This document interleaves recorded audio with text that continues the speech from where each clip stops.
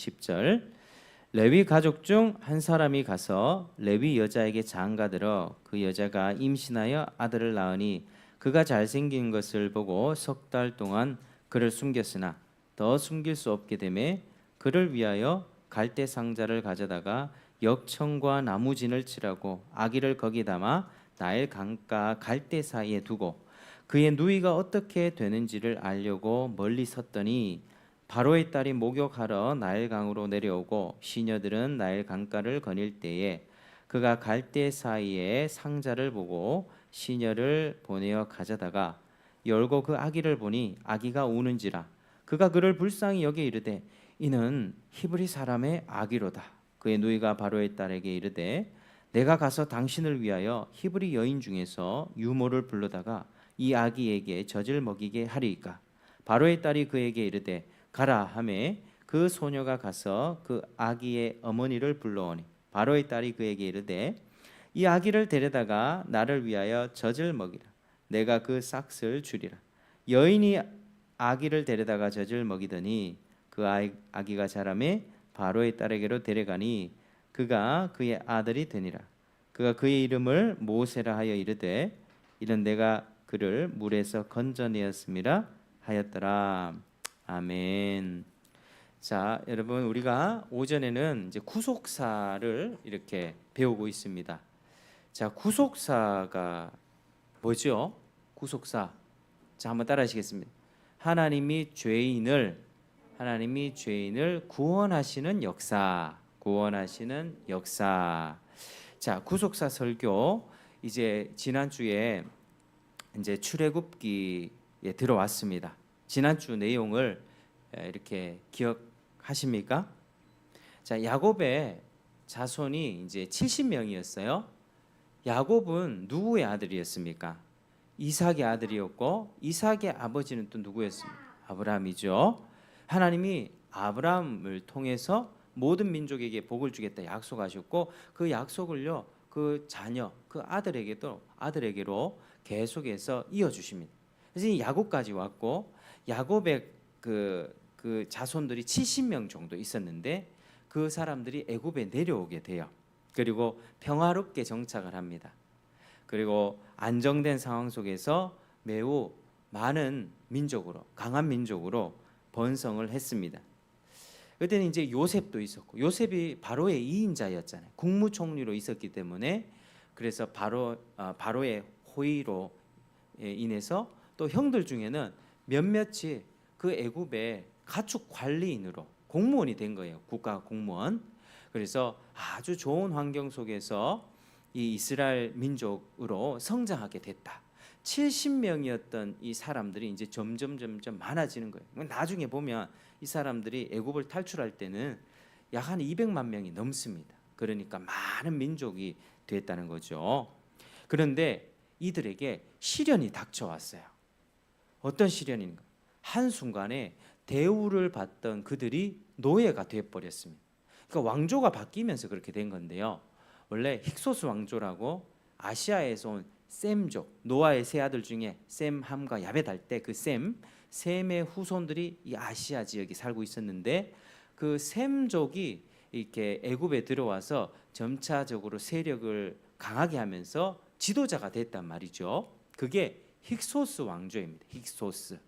근데 이 힉소스 왕조 때는 당연히 이 야곱의 자식들 이스라엘 민족들이 당연히 호의를 받을 수 있었죠.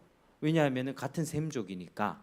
그러니까 아주 좋은 환경에 살다가 이제 이 왕조가 18왕조로 바뀌게 되는데 이 사람들은 자신들의 정통성을 주장하면서 외국 사람들을 다 쫓아내고 우리 애굽의 정통을 회복하자 이렇게 아주 강하게 강성으로 밀어붙였던 사람이 바로 이 18왕조의 바로였습니다. 그래서 그때 순간에 혹독한 시련을 당하게 되고 노예로 전락해 버리게 되죠. 근데 이스라엘 수가 계속해서 늘어나는 거예요. 계속해서 수가 늘어. 우리도 그렇습니다. 지금도요. 우리나라가 지금 애를 낳지 않아서 참 위기인데요. 그 자리를 누가 메꿉니까? 외국 사람들, 외국인 노동자들, 무슬림들. 우리 옆에 동네에도 필리핀 사람, 스리랑카 사람들 많이 있죠. 근데 이 외국 사람들, 무슬림들 들어오면 불안해져요. 왜냐하면 이제 사람들이 한국 사람의 법 의식이 별로 없거든요. 뭐 쓰레기도 많이 버리고 뭐 우리처럼 뭐 그렇게 안 하거든요. 물건 쓰는 것도 그렇고. 그러니까 이제 사람 수가 많아지게 되면 오히려 이 본토인이 위협을 받게 됩니다. 우리도 지금 여기에 뭐 대구가 한 300만 명 좀 안 되는 걸로 뭐 그렇게 알고 있는데 외국인 수가 점점 많아졌다 해보십시오. 뭐 1만 명, 200, 뭐 2만 명, 10만 명, 100만 이 수가 많아지면 이 겁이 나는 거예요. 실제로 그렇습니다. 실제로도 이제 무슬림들이 이렇게 많아지고 모스크가 생겨나면 거기서부터 자기들의 어떤 이제 강한 모습을 보이거든요. 그러니까 이스라엘 민족들은 이 바로에 의해서 아주 심한 노역을 하게 되고 고통을 당하기 시작했습니다. 그래서 혹시나 이 이스라엘 민족이 강해지면 우리를 공격하지 않을까 두려움 때문에 그런 대우를 받게 됐습니다. 한순간에 바닥을 치게 된 거예요. 우리 인생도 참 그렇습니다. 한순간에 인생이 바뀌어 버립니다. 이 게다가 어떤 일이 있었냐면 남자 아이가 태어나면 아들이 태어나면 다 죽이라는 끔찍한 명령까지 내려진 거예요. 그래서 이 순간에 그런 명령이 있었을 때 아주 용기 있었던 사람 히브리 산파 이름 기억하십니까? 시브라와 부하 한번 따라하시겠습니다. 시브라 부하 이 두 사람은 아주 연약한 여자였음에도 불구하고 이 하나님의 명령을 두려워했어요. 바로가 남자 아기거든 다 죽여라 했는데 안 죽였단 말이에요. 그러니까 이게 들키면은 자기도 죽고 자기 가족도 몰살당할 수 있는 그런 위협이 있었지만 하나님을 두려워하면서 그 믿음으로 아이를 살려냈고 그렇게 그들의 헌신으로 인해서 이스라엘 민족은 점점 강해질 수 있었습니다. 그래서 더 많은 민족을 이룰 수가 있었다는 것이 지난주의 내용이었죠. 그래서 하나님의 구속사는 어떻게 진행되는가? 오늘 또 그런 내용들을 쭉 살펴볼 텐데 여러분 오늘 제목이 한번 따라하시겠습니다. 헌신과 기도로 시작. 헌신과 기도로. 하나님의 구속사는요 그냥 되는 게 아니에요. 헌신과 기도로 이루어진다. 그러니까 오늘 그런 내용을 우리가 다시 한번 살펴보겠습니다. 자, 우리 1절에 한번 같이 읽어볼까요? 자, 1절, 자 시작. 레위 가족 중 한 사람이 가서 레위 여자에게 장가들어. 아멘. 자, 야곱의 아들 중에 르우벤, 시몬, 레위 셋째 아들 이 레위 그 지파 그 가족 중에서 결혼을 하게 됐다는 건데, 자, 이 부부의 이름은요 뒤에 가면 나오는데 누구냐면요 한번 따라 하실게요. 아므람 요게벳. 누가 아버지일까요? 아므람이 아버지입니다. 아므람.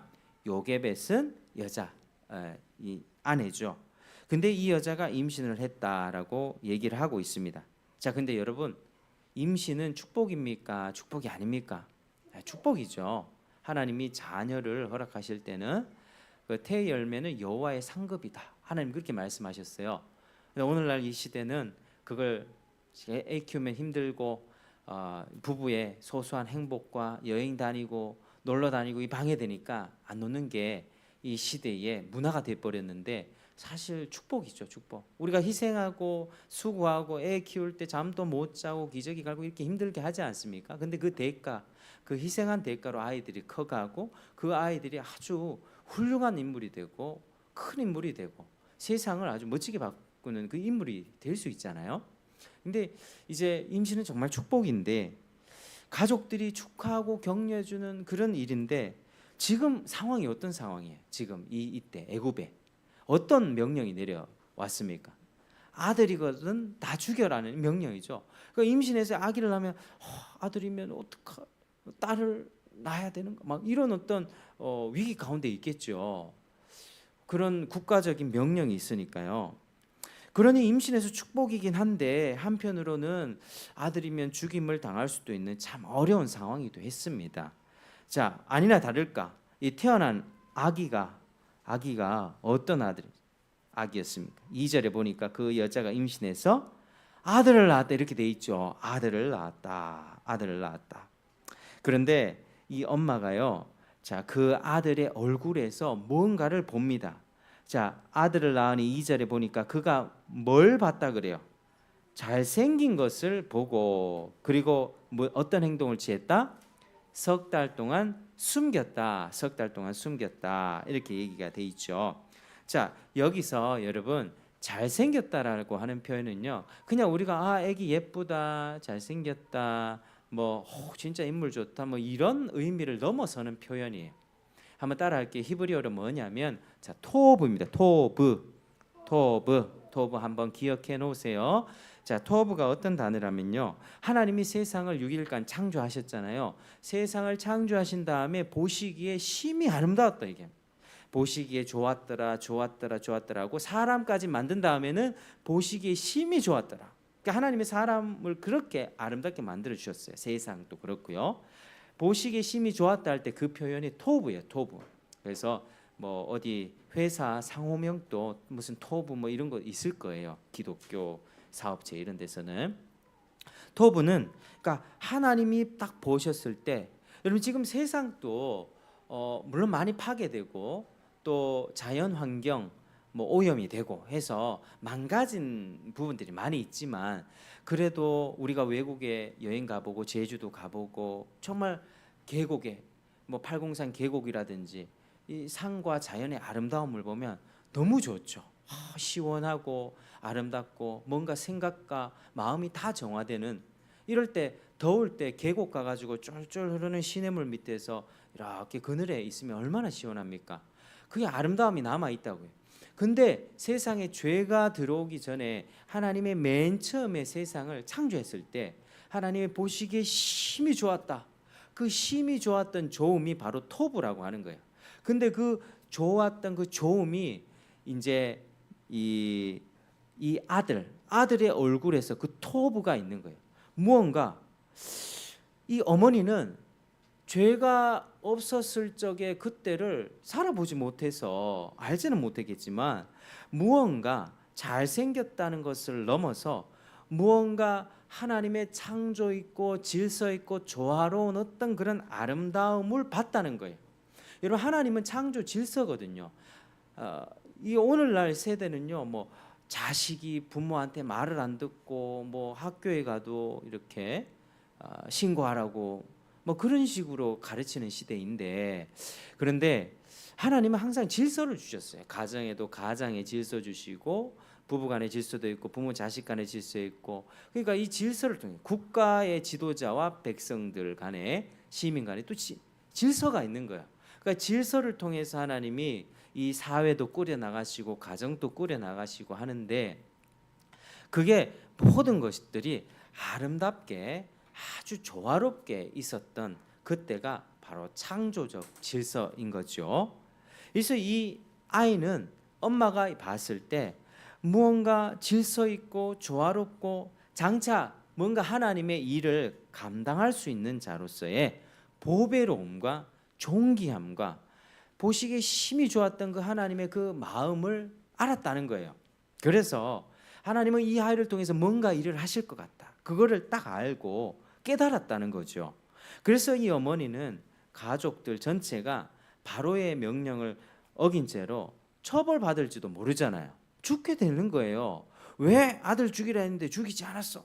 당장 끌려가게 되는 거 들키면 애굽 관리들이 가만히 있었겠습니까? 순찰하지 않았겠어요?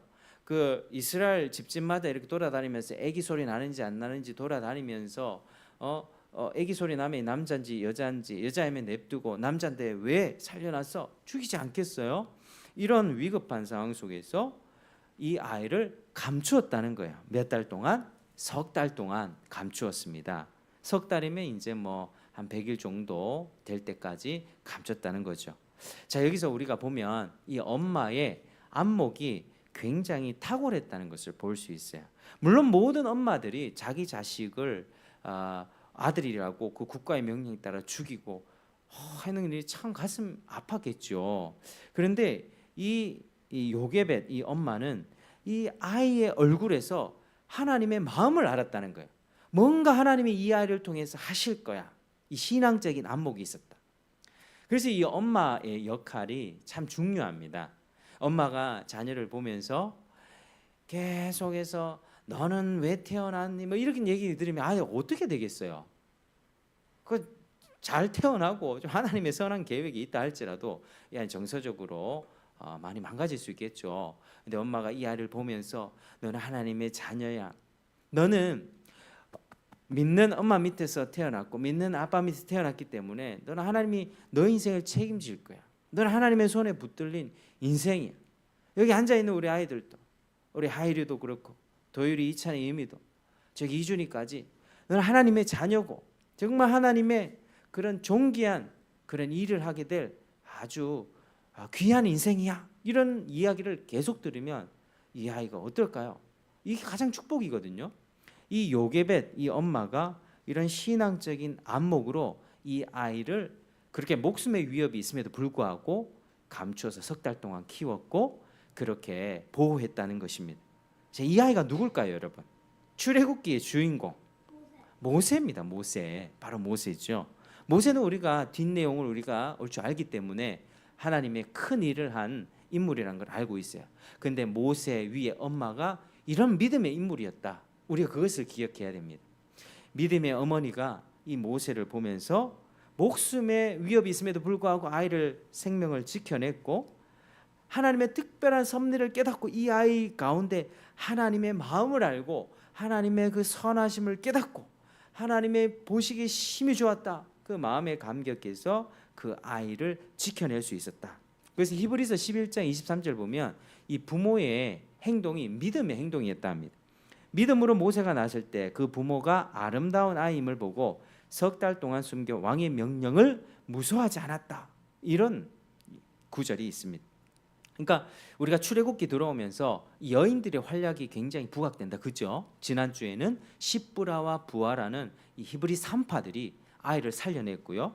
지금은 요게벳, 이 모세의 엄마가 이 왕의 명령을 무서워하지 않고 아들이 하나님의 위대한 일을 할 거야라는 그 소망과 비전을 보고 이 아이를 지켜낼 수 있었다라고 하는 것입니다. 자, 그러니까 이러한 여인들의 헌신이 있었기 때문에 구속의 역사가 막힘없이 진행될 수 있었다는 거죠. 만약에 이 엄마가 믿음이 없어서 이 아이를 국가 바로가 그렇게 명령했으니까 이 아이를 죽여야겠어 하고 죽여버렸다면 어떻게 될까요? 모세란 인물은 없겠죠. 하나님이 다른 여인을 통해서 다른 사람을 통해서 또 일을 했을 겁니다. 하나님께서는 이렇게 우리를 가운데 일하실 때는 어떻게 일하냐? 우리가 가만히 있으면 이렇게 안 되고요. 하나님을 사랑하고 하나님께 헌신하고 하나님 앞에 나의 삶을 드리는 자들의 삶을 통해서 그렇게 하나님의 역사는 이루어지는 것입니다. 한번 따라하시겠습니다. 하나님은 헌신된 자들을 통해 일하십니다. 하나님은 헌신된 자들을 통해 일하십니다. 이 교회에서요, 이렇게 교회 일하고 봉사하고 막 이렇게 얘기하는데 이제 그걸 잘 알 필요가 있어요. 그냥 교회 목사님이 교인들이 일 시켜 가지고 헌금 많이 받아내 먹고 우리 교회만 이렇게 하려고 그게 아니라 그런 의도를 한다면 잘못된 거겠죠. 그러나 정말 하나님을 사랑하고 정말 하나님을 예배하고 하나님 앞에 헌신하는 사람들은 그렇게 살게 돼 있어요. 하지 말라고 해도 그게 하나님이 기뻐하시는 일이니까요. 그래서 자기 목숨까지 아끼지 않고 이렇게 하는 이 모세의 엄마를 통해서 이 구속사가 차근히 막힘없이 진행되고 있음을 우리가 보게 됩니다. 자, 근데 아기를 석 달 정도 이렇게 키워냈는데 이제 더 이상 키워낼 수가 없는 거예요. 더 이상 숨길 수가 없게 된 거예요. 아기가 크면 이제 애굽 관리들에게 발각이 되니까 죽임 당할 수밖에 없는 위기에 빠지게 되었습니다. 이제 이 요게벳이 하나의 어떤 생각을 짜냈는데 갈대 상자를 조그만하게 이게 파피루스라는 식물로 만든 바구니예요. 바구니. 그 바구니를 가져다가 그 안에 역청이라고 하는 아주 끈적끈적한 물질이 있어요. 그 역청과 나무진을 칠해 가지고 이건 뭐죠? 방수 효과. 물이 들어오지 않도록 방수 이런 제품들을 칠한 거예요. 자연 방수 재료입니다. 그래서 그 아이를 거기에다 실어가지고 나일 강가에다가 띄었는데 그냥 정처 없이 띄어 보낸 것이 아니라 어떻게 그 상자를 평소에 나일 강변에 바로의 딸 공주가 있었는데 공주의 딸이 목욕하러 오는 것을 알고 있었어요. 그러니까 그냥 몸을 씻고 뭐 때를 밀려고 오는 게 아니라 그때는 나일강이 애굽 사람들이 생각할 때는 나일강은 생명의 근원이에요. 그래서 이 나일강을 통해서 자신들이 다산하고 복을 받는다 이렇게 생각했거든요. 그러니까 거기서 어떤 종교적인 의미로 내가 이 물에서 깨끗하게 씻고 또 하면 복을 받는다라는 그런 생각을 가지고 종교적인 어떤 정결 의식을 행하러 가끔씩 왔었다는 거예요. 그래서 그 장소, 그 지점을 알고 그 지점 근처에다가 이 아이를 딱 띄워낸 거예요. 그래서 마치 노아의 방주처럼 노아의 방주에 노아의 그 가족들 타고 있었잖아요. 그리고 암수 뭐 정결한 짐승 7상, 부정한 짐승 2상 이렇게 다 탔잖아요. 노아의 방주처럼 생명을 구원할 수 있는 그 방주처럼 이 모세가 탄 갈대 상자도 그렇게 나일강에 딱 띄워지게 됐습니다. 그리고 누나에게 시키죠. 그 누나가 있었어요. 미리암이 있었습니다. 미리암 누나에게 시키기를 자 갈대 상자를 저기 띄워놨는데 어떻게 되는지 네가 멀리서 한번 지켜보고 있어봐. 그리고 할 일을 다 말해줬죠. 지금 미리암은 이제 추정컨대 한 14살, 15살 정도 한 중학교 지금으로 따지면 중1, 2 정도 되는 그런 소녀로 그렇게 추정이 됩니다. 그렇게 이제 미리암이 보고 있던 거예요. 갈대 상자를 딱 이렇게 띄워놨는데 그때 바로의 딸이 목욕하러 온 거예요. 그 정결 의식을 행하러 강가로 왔고 그 상자를 발견하는 순간 다 열어보게 됩니다. 열어보니까 이 아이가 울고 있는 거예요. 응애 응애 하고 울고 있어요. 근데 공주는 그 아이를 보면서 굉장히 불쌍한 마음이 생겨났습니다. 아 히브리 아기로구나. 히브리인에 대한 동정심이 있었던 거예요. 왜냐하면 지금 바로 왕이 자기 아버지 왕이 히브리인들에 대해서 아들이면 다 죽여라. 이 히브리인들이 이 명령을 듣고 자기 자식을 죽여야 했던 그 심정이 얼마나 괴로웠을까 이런 것들을 느꼈다는 거죠. 그래서 그 고통에 공감하면서 동정심을 느끼면서 히브리인 불쌍하다. 이 아기가 정말 불쌍하다. 그때 멀리서 지켜보던 미리암이 공주에게 다가갑니다. 자, 공주에게 다가가서 어떤 말을 하는가 우리 한번 볼까요? 자, 7절 한번 같이 읽어볼까요? 7절 자 시작. 그의 누이가 바로의 딸에게 이르되 내가 가서 당신을 위하여 히브리 여인 중에서 유모를 불러다가 이 아기에게 젖을 먹이게 하리까. 아멘. 그렇죠? 이제 이게 다 이게 그 요게벳이 짠 일이죠. 미리 다 그 근처에 갈대 상자를 띄었다가 바로의 딸이 그걸 열어보고 할 때 그때 딱 간 거예요. 히브리 유모 중에서 데려다가 젖을 먹일 사람을 제가 찾아볼까요? 그래서 누굴 데려왔겠어요? 자기 엄마를 데리고 간 거예요. 자기 엄마를. 당연하겠죠. 그래서 정말 드라마처럼 일이 진행되어 가고 있는 것입니다. 요게벳은 다시 모세를 자기 품으로 안을 수 있게 됐고 게다가 9절에도 한번 읽어볼까요? 자, 8, 9절 같이 읽어보겠습니다. 자, 시작. 바로의 딸이 그에게 이르되 가라 하매 그 소녀가 가서 그 아기의 어머니를 불러오니 바로의 딸이 그에게 이르되 이 아기를 데려다가 나를 위하여 젖을 먹이라. 내가 그 싹을 주리라. 여인이 아기를 데려다가 젖을 먹이더니. 아멘. 자, 그렇죠? 그래서 삭까지 준다. 모세를 안전하게 다시 키울 수 있으면서 양육비까지 받으면서 이렇게 복된 환경으로 아이를 키울 수가 있게 된 것입니다. 그렇게 모세는 언제까지 있게 됐냐면 젖될 때까지 보통 한 3살, 4살 때까지는 뭐 젖을 먹었었거든요. 그래서 아기 젖을 그 줄 때까지는 모세를 품에 안고 있다가 나중에 젖을 뗀 후에 이제 다시 바로의 공주에게 그렇게 갖다 주었습니다. 그래서 모세는 어렸을 적에 어떤 얘기를 들었겠습니까? 너는 하나님의 백성이야. 하나님이 장차 너를 통해서 일을 하실 거야. 너는 이렇게 우리 민족이 애굽 땅에서 고통을 당하고 있지만 너는 조금 있으면 애굽의 바로의 딸의 아들로 입양이 될 거야.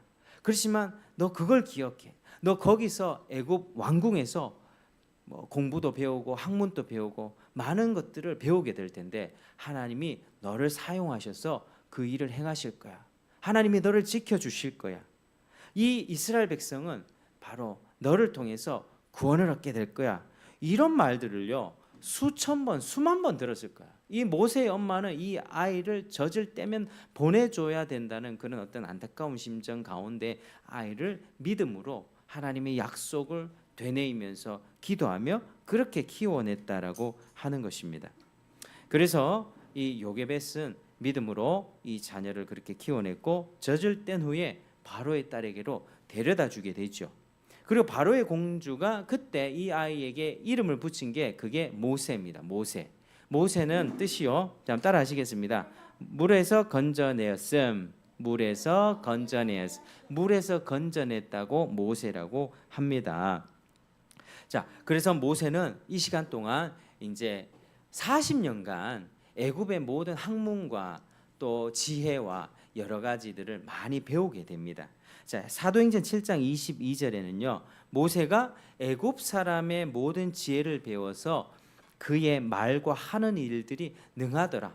그러니까 모세는 당시 최고의 제국이었던 애굽의 그 왕궁의 귀족 교육을 받으면서요. 아주 탁월하고 훌륭한 학문 그리고 말과 자기 하는 모든 일들에 능한 사람이 되었다라고 하는 것입니다. 여러분 모세의 그러한 탁월함은 어디서 드러날까요? 여러분 지금 창세기 출애굽기죠. 그 뒤에 뭐죠? 레위기, 민수기, 신명기 이 5권의 책을 뭐라고 합니까? 모세오경이라 하죠. 모세오경. 자, 여러분 책 한 권 쓸 수 있습니까? 어렵겠죠.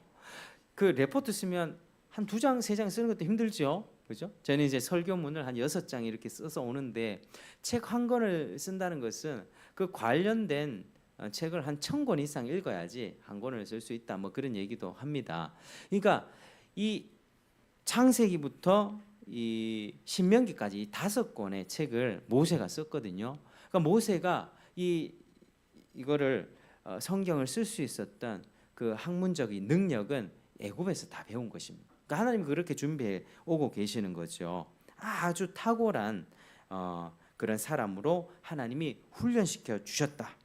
그게 모세는 하나님께서 언젠가 자기 백성을 애굽에서 건져내실 텐데 자기가 그 일에 쓰임 받을 것이라는 확신이 있었어요. 그리고 애굽에서 탁월한 훈련도 받으면서 40세까지 그렇게 아주 건장한 청년으로 딱 준비가 됐다라고 하는 것입니다. 그리고 모세 자신도 세월이 흘러서 그거를 알고 있었습니다. 엄마에게 수도 없이 수천 번, 수만 번 들었잖아요. 하나님이 나를 이렇게 애굽의 왕자로서 준비시켜 준 것은 다 하나님의 계획이 있는 거야. 하나님이 나를 통해서 일하실 거야. 본인도 그 사명을 깨닫고 있었습니다. 자, 사도행전 7장 23절 이하에 보면 이런 말씀이 있어요. 나이가 40이 되매 그 형제 이스라엘 자손을 돌볼 생각이 나더니 40세 때 내가 이제 배울 걸 다 배웠고 내가 준비됐으니까 이제 내가 하나님의 일을 해야지. 이 백성을 내가 구원해봐야지 이런 생각이 났다는 거예요. 근데 그는 그의 형제들이 하나님께서 자기의 손을 통하여 구원해 주시는 것을 깨달으라고 생각했으나 그들이 깨닫지 못하였더라. 모세 혼자는 그렇게 생각했는데 이스라엘 백성도 동의할 거야. 내가 가면 사람들이 나를 따르고 나로 인해서 이 백성들의 고통도 제거가 되고 이 백성 구원할 수 있을 거야. 형제들, 백성들, 이스라엘 민족들이 동의할 거라 생각했다는데 그 형제들이 그걸 깨닫지 못했다는 거예요. 자, 한 번은 이런 일이 있었습니다. 애굽 관리인이죠. 이 히브리 사람들은 지금 노예로 지내고 있잖아요. 각종 노역을 하면서 고되게 노동하고 있습니다. 고되게 노동시키면서 때리는 것을 봤어요. 막 때립니다. 일 더 열심히 안 해? 이것 가지고 어떻게? 노예 주제에 말이야 하면서 애굽 관리인들이 막 때리는 거예요. 그런데 모세는 그걸 딱 보면서 마음이 어디로 기울였습니까? 자기 동족이 고통받는 걸 보면서 참을 수가 없었던 거예요. 그래서 애굽 관리인 좌우를 살펴서 그 애굽 관리인을 죽여버렸습니다. 그리고 땅을 파서 모래에다가 묻어버렸죠. 모세는 이스라엘 동족이 자기를 인정해 줄 것으로 생각했습니다. 자기를 구원자로 여겨서 모세 저 애굽에서 왕자로 저 살아왔던 저 탁월한 모세를 쫓아가야지 이렇게 생각할 줄 알았는데 이 사람들이 전혀 그러지 않았어요. 다음 날 어떤 일이 일어났느냐? 여러분 히브리인 두 사람이 서로 싸우고 있는 거예요. 지금 상황이 되게 고된 상황이죠. 여러분 언제나 우리가 물질적으로나 경제적으로 정서적으로 안정돼 있으면 별로 우리는 잘 안 싸웁니다. 그러니까 평탄하게 잘 넘어갈 수 있어요. 근데 언제 싸우겠?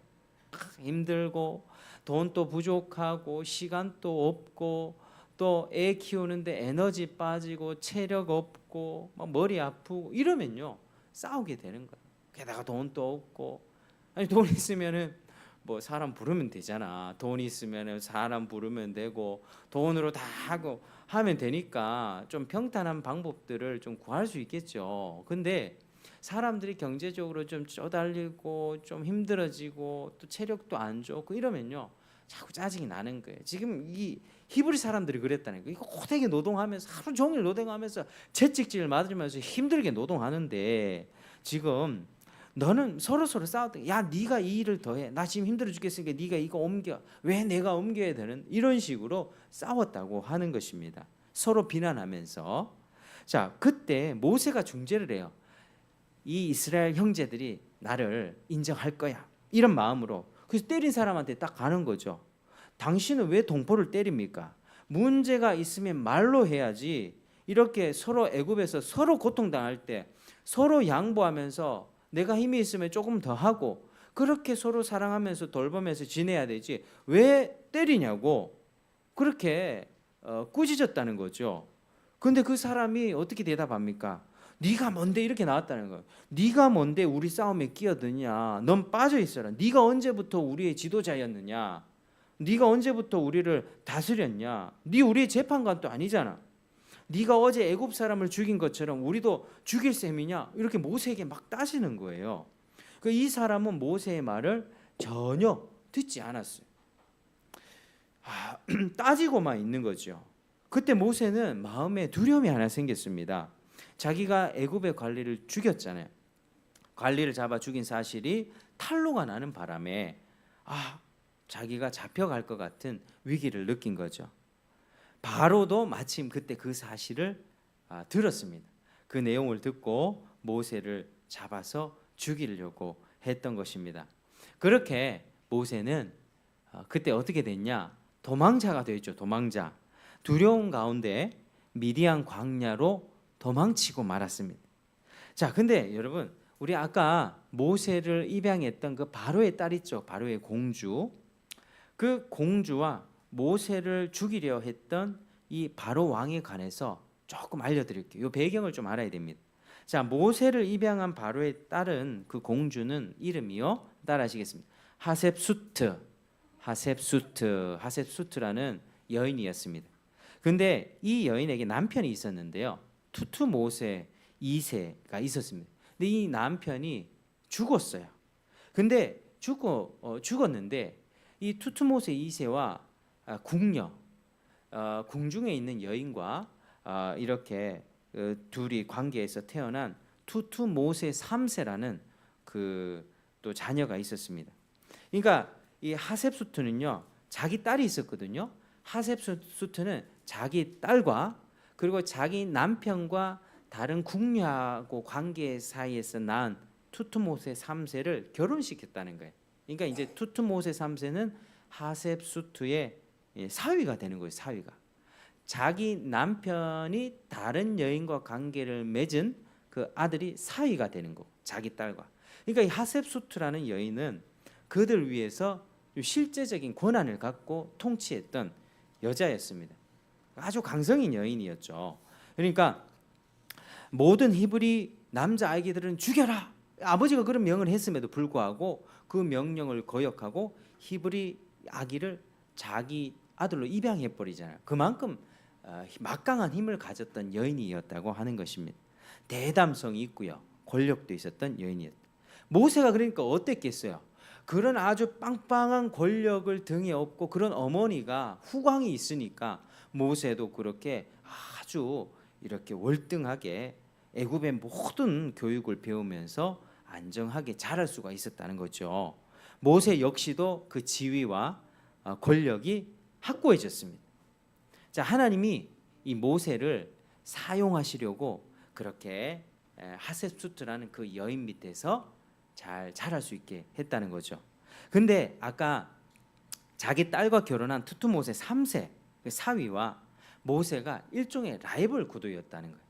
그러니까 이제 투투모세 3세 그리고 모세는 입양한 히브리인이고 투투모세 3세는 이제 궁녀 자기 아버지하고 궁녀 사이에 태어나게 됐지만 이제 바로의 자리 왕의 자리에 앉기를 원하는 그런 야욕이 있는 사람. 그러니까 모세하고 투투모세 3세가 늘 갈등하고 서로 경쟁하는 라이벌 관계였습니다.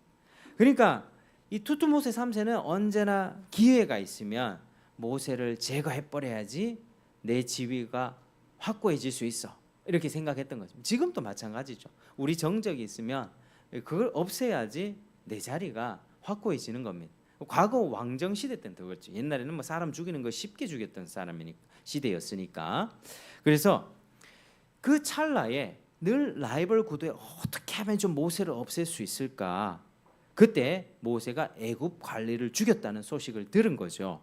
그때 기회를 잡아서 모세를 죽여라 하면서 쫓아왔던 것입니다.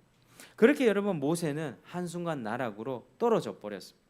여러분 우리가 이걸 볼 때 자꾸 그게 나오죠. 이스라엘 민족도 한순간에 나락으로 떨어져 버리고 모세의 인생도 아주 권력 있고 높았던 왕자의 지위에서 한순간에 바닥을 치게 됩니다. 우리 인생이 한 번에 이렇게 바뀔 수가 있다는 거예요. 이스라엘 민족들이 애굽에서 대우하면서 번성하다가 왕조가 한번 딱 바뀌니까 정치 세력이 한번 지도자가 바뀌니까 전락기 노예가 되어버렸습니다. 애굽 왕자였던 모세도 그렇게 되어버렸습니다. 자, 그런데 여러분 우리도 그렇게 될 수 있거든요. 그런데 절대로 소망을 잃지는 마십시오. 우리가 하늘이 무너져도 우리는 하나님을 쳐다보면 되거든요. 사방이 에워싸면 우리를 어디 보면 됩니까? 하나님을 쳐다보면 됩니다. 이 모든 일이요 하나님의 계획 속에서 일어난다는 것을 우리가 확인할 수 있습니다. 모세는 본인이 애굽의 왕자로서 그 지위를 가지고 내가 이스라엘을 구원해야지. 이 백성의 어려움을 돌보는데 내가 앞장서야지 이런 마음이 있었다니까요. 실력도 있었고요. 훌륭한 능력도 있었단 말입니다. 그런데 하나님께서는 다른 계획을 좀 갖고 계셨습니다. 이 모세는요 그 길로 도망자 신세가 되면서 미디안 광야라고 하는 곳에 가서 양을 치는 목자로 생활하게 되는데 거기서 예상치 못하게 또 결혼도 하게 되고요. 애굽 왕자의 신부는 완전히 이제 옛날 이야기가 된 거예요. 아주 내가 옛날에는 잘 나갔었는데 이런 이야기를 할 수 있을 만큼 그렇게 바뀌어 버렸다는 것이죠. 그러니까 아들도 낳았습니다. 아들의 이름이 게르솜인데 게르솜의 뜻이 뭘까요? 자, 한번 우리 뒤에 한번 읽어볼까요? 우리 보면은 자, 우리 22절이거든요. 22절 같이 읽겠습니다. 시작. 그가 아들을 낳음에 모세가 그의 이름을 게르솜이라 하여 이르되 내가 타국에서 나그네가 되었음이라 하였더라. 아멘. 게르솜 내가 타국에서 뭐가 됐다? 나그네가 됐다. 그러니까 모세가 자기의 현재의 처지를 반영하면서 이 아이의 이름을 지었어요. 요셉도 그랬잖아요. 요셉도 므낫세와 에브라임을 지을 때 므낫세 하나님이 나의 고통을 다 지워주셨다. 하나님이 나를 번성하게 해주셨다. 그게 므낫세 에브라임 뜻이거든요. 자신에게 베풀어 주신 은혜를 생각하면서 므낫세와 에브라임을 지었는데 지금 이 모세는 자신의 처지에 대한 처량한 그런 감정을 담아서 네 이름은 게르솜이야. 내가 타국에서 나그네가 되었다. 자식 입장에서 봤을 때 좀 그럴 수 있겠다. 그렇죠? 아버지의 좋지 않은 감정이 섞여 있으니까요. 그래서 이렇게 예상 밖으로 생각지도 못했던 이 목자 생활을 몇 년 동안 하게 되는지 아십니까? 타국에서 나그네로 양을 치면서 자그마치 40년을 이렇게 보내게 됩니다.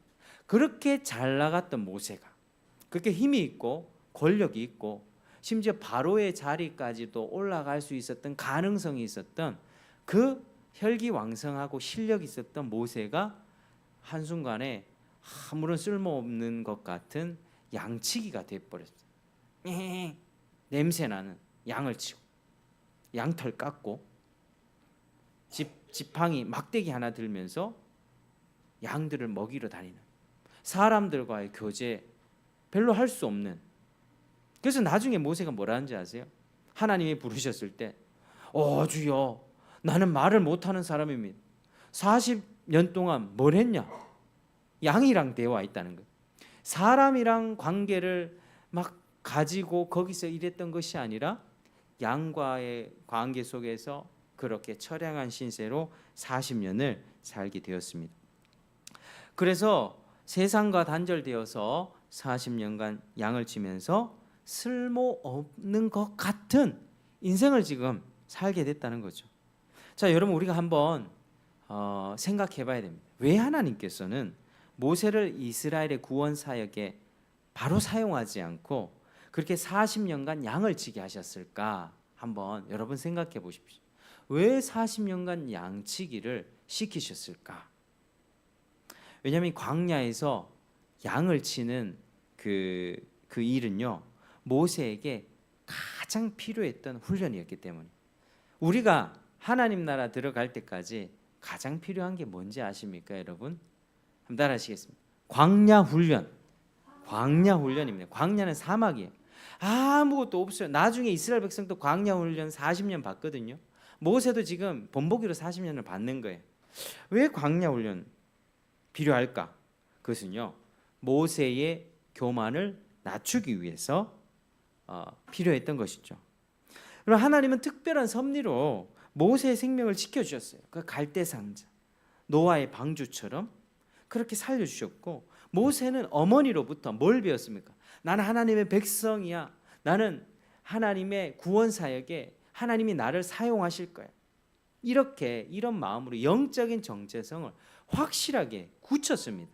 그리고 세상 가운데에서 그 애굽으로 건너갔을 때 이것을 전혀 잊어버리지 않고 애굽에서 모든 교육을 받으면서 아주 탁월한 사람으로 성장해 있었다. 지금으로 따지면 하버드 대학교, 프린스턴 대학교, 영국의 옥스퍼드 대학교, 박사학위를 2, 3개, 3개, 4개씩 딴 것처럼 아주 세상에서 유능한 인물이 됐다라고 하는 거죠.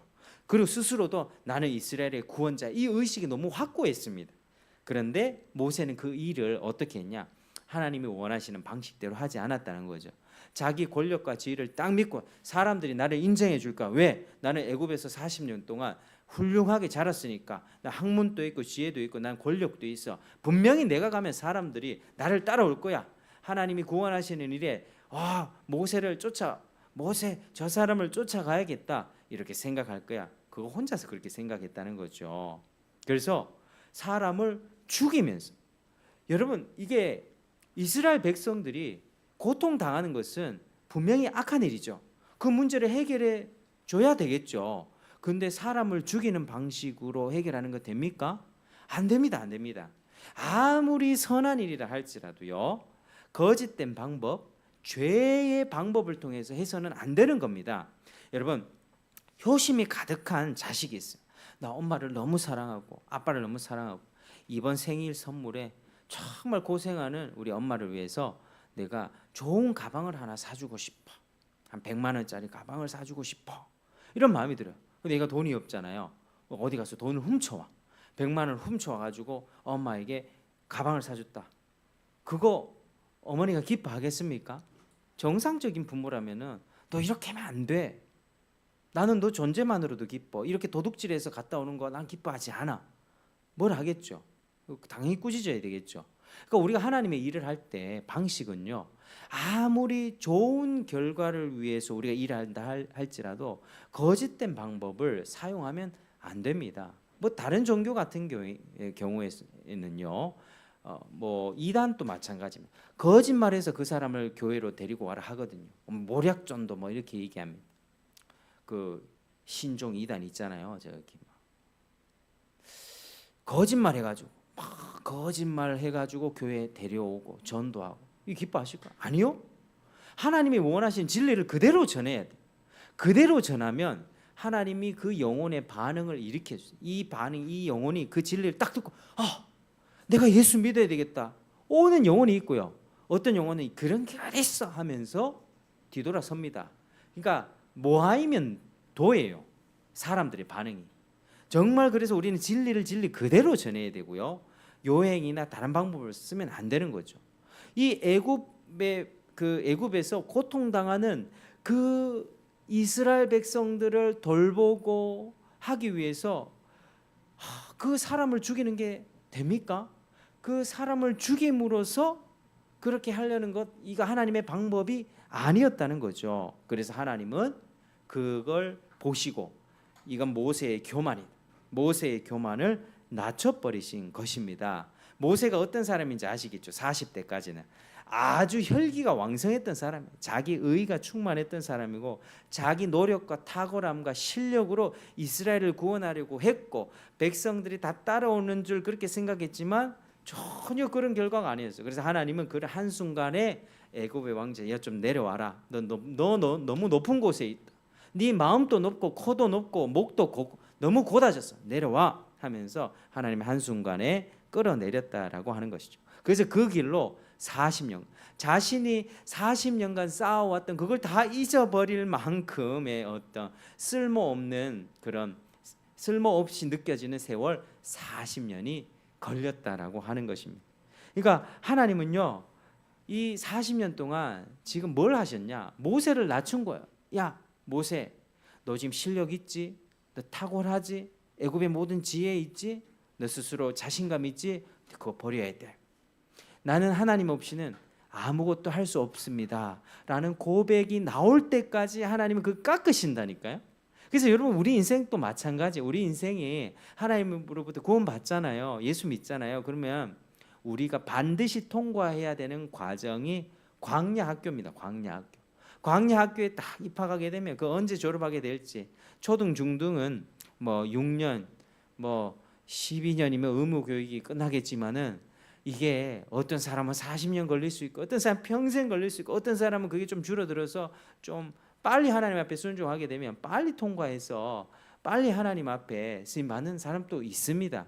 그러나 공통적인 것은 몇 년이 걸리든 간에 하나님이 사람을 낮추시는 데에는 그런 광야의 학교, 광야의 훈련을 반드시 시키신다. 왜? 광야는요 아무것도 없거든요. 이리저리 쳐다봐도 농사지을 땅은 있지만 땅이 황폐해요. 비가 오지 않아요. 하늘에서 비가 떨어지지 않으면 물을 구할 수가 없어요. 그러니까 하나님께서는 이 모세를 그렇게 훈련시키셨다. 하나님을 의지하지 않으면 나는 아무것도 아니구나. 여러분 우리 신앙생활이 바로 이것입니다. 모세는 아주 특별한 일에 하나님 사용하셨지만 우리 같이 평범한 사람들도 하나님은 그거를 그렇게 하신다는 거예요. 여러분 목이 빳빳하고 곧은 사람이 복이 좋습니까? 겸손하고 고개를 숙일 줄 아는 사람이 좋습니까? 그렇죠. 우리가 어떤 정치인이나 어떤 좀 높은 자리에 있는 사람도 먼저 와서 안녕하세요 손잡고 여기 오세요 배려하는 사람이 좋지. 자기 높은 자리에 있다고 자동차 문 딱 열고 옆에 기사한테 자기는 문도 안 닫고 옆 사람 다 가방 다 들고 다니고 이런 사람 우리가 좋습니까? 같이 있기 싫죠. 그런 사람은 우리를 억압하고 무시하고 할 거 아닙니까? 그러니까 하나님이 겸손한 사람에게 복을 주십니다. 한번 따라하시겠습니다. 하나님이 겸손한 자에게 복을 주십니다. 하나님이 겸손한 자에게 복을 주십니다. 이거는요 이 영원 불변한 시대가 변해도 변하지 않는 불변의 진리입니다. 하나님이 겸손한 자에게 복을 주십니다. 여러분 하나님 앞에 겸손하십니까? 어떻습니까? 혹여나 아직 우리의 목이 빳빳하지는 않습니까? 교만한 구석에 있지 않습니까? 내가 이런 방식으로 할 거야. 때로는 거짓된 방법, 때로는 살인과 속임수의 방법으로 하나님이 원하시지 않는 방법으로 뭔가를 하려고 하고 있지 않습니까? 나 정도면 할 수 있어. 나 실력이 있으니까 할 수 있을 거야. 기도하지 않고 하나님 의지하지 않고 해보십시오. 되나? 잘 안 됩니다. 하나님께서는 그래서 우리를 낮추시는 거죠.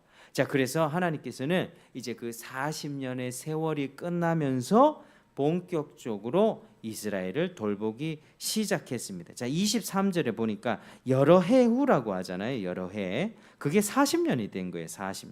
애굽 왕이 죽었고, 자, 그리고 우리 23, 24, 25 같이 쭉 읽어보겠습니다. 시작. 여러 해 후에 애굽 왕은 죽었고 이스라엘 자손은 고된 노동으로 말미암아 탄식하며 부르짖으니 그 고된 노동으로 말미암아 부르짖는 소리가 하나님께 상달된지라 하나님이 그들의 고통 소리를 들으시고 하나님이 아브라함과 이삭과 야곱에게 세운 그의 언약을 기억하사 하나님이 이스라엘 자손을 돌보셨고 하나님이 그들을 기억하셨더라. 아멘. 자, 우리 어린이 친구들도 잘하고 있는데 이제 말씀을 마무리합니다. 자, 끝까지 한번 잘 들어보세요. 자, 하나님의 일하심의 패턴을 우리가 알 수 있습니다. 자, 하나님의 백성들이 지금 아주 고통스러운 상황이 있죠. 그때 이 백성들이 어떻게 합니까? 하나님 살려주세요 기도하죠. 힘들 때 기도합니다. 그러니까 그게 하나님께 상달이 됐다는 거예요. 하나님 살려주세요. 우리 너무 고통스러워. 저 애굽 왕 바로를 좀 없애주세요. 기도합니다. 그래서 하나님이 상달을 하니까 하나님이 그때 기억하시고 돌보셨다라고 되어 있습니다. 자, 여러분 우리가 오늘 이제 제가 말씀을 맺겠습니다. 자, 우리가 구속의 역사를 볼 때에 우리 구속사를 배우고 있는데 하나님의 열심으로 죄인들을 구원해 내십니다. 근데 그냥 진행되지가 않아요. 자, 하나님께서는 목숨을 아끼지 않는 그 헌신으로 하나님께서 목숨을 아끼지 않는 그 십부라와 부하 그리고 요게벳 같은 그 여인들의 헌신으로 그리고 이 백성들의 하나님 도와주세요라는 간절한 기도로 이게 이루어집니다. 여러분 그런 것처럼요. 지금 또 한 영혼이 어떻게 구원되는지 아세요? 방식은 똑같습니다. 하나님의 원리를 알아야 됩니다. 하나님의 한 영혼을 구원하실 때, 한 민족에게 부흥을 줄 때, 한 교회에게 하나님께서 은혜를 내려주실 때는 어떻게 한다고? 헌신과 기도를 사용하셔서 그 가운데 부어주시는 거예요. 절대로 저절로 이루어지는 거 없습니다. 가만히 있는데 하나님 복 주는 게 아니라 어떤 어려운 상황이 있을 때 하나님의 어려운 상황 때 하나님이 통제하시거든요. 코로나가 터지든 뭘 터지든 우리 경제적인 IMF가 터지든 어떤 상황에서 하나님이 고통스러운 상황을 허락하실 때 그때 백성들이 기도하게 됩니다. 하나님 도와주십시오. 그럼 기도 소리가 하나님께 상달되게 되고 그 기도를 통해서 하나님이 일을 하시게 되는 것입니다. 여러분 요한계시록이 이제 성경의 끝책인데 주님이 하나님 나라를 완성하실 때 이야기가 나옵니다. 주님이 구속을 완성하실 때도 어떻게 하시는가? 하늘에 순교자들이 주님께 묻습니다. 하나님 언제까지입니까? 언제까지 저 교회를 핍박하는 원수들을 그냥 내버려 두실 겁니까? 우리가 피를 흘렸습니다. 목배임을 당한 영혼들이 얘기를 하거든요. 우리의 피를 언제 갚아주실 겁니까? 라고 고통 가운데 부르짖을 때 주님은 어떻게 말씀하셨냐? 아직 순교자의 수가 차야 한다 이렇게 말씀하셨어요. 더 죽을 사람이 있어야 된다라고 하는 거죠. 그리고 성도들이 7장에 가보면 기도하는데 기도가 향연과 함께 올라갑니다. 기도가 하나님 앞에 올라가면서 그 다음에 일어나는 일이 뭔지 아십니까? 7 나팔 재앙이 떨어지면 나팔 재앙 7 인의 재앙 7 나팔 7 대접 이런 게 나오는데 요한계시록에서는 그 대접 재앙은요 나팔 재앙은요 불신자를 심판함과 동시에 또 하나님께서 기회 주셔서 하나님 앞으로 인도하는 그런 성격의 재앙입니다. 그때 하나님이 구속사를 완성한다는 거죠. 성도들의 기도를 통해서 순교자들의 부르짖음을 통해서 일을 하신다는 거예요. 아직도 고통당할 일들은 여전히 남아있지만 하나님이 기도의 향을 받으시고 하나님이 심판의 역사를 행하셔서 결국에는 하나님 나라를 완성하시는 것입니다. 자기 백성을 돌보시는 것입니다. 여러분 하나님이 어떻게 일하시는지 아시겠죠? 우리 하나님을 알아야 됩니다. 하나님을 알아야 된다. 지금 우리의 삶 가운데 고통이 있습니까, 여러분? 어려움들이 있죠. 그거 하나님 기도하라는 신호입니다. 하나님께 간절히 부르짖어야만 합니다. 우리 민족 가운데 고통이 있죠. 여러분 우리 한국 대한민국 굉장히 위기 가운데 있어요. 풍전등화요 지금. 아주 어려운 위기가 정치적이나 경제적이거나 정치적인 리더십들이 지금 다 정신이 나갔습니다. 그리고 교회 가운데도 고통이 커요. 지금 교회들의 지금 생명력을 잃어가고 있고, 저 하나님께서 이제 점점 이 고통스러운 시기를 더 하나님께서 허락하실 거예요. 여러분 지금 뉴스 보셨나요? 코로나 뭐 일어난다 생각하면서 또 뭐가 나오죠? 뭐 원숭이 두창 뭐 이런 얘기, 엠폭스 막 나오고, 서서히 공포적인 언론들의 그런 기사들이 뜨기 시작하고요. 또 뭐 나오는지 아세요? 백신을 접종해라. 백신 접종해라. 접종하지 않으면 부모 만날 수 없다. 학교 가지 못한다. 일상생활이 통제가 될 겁니다.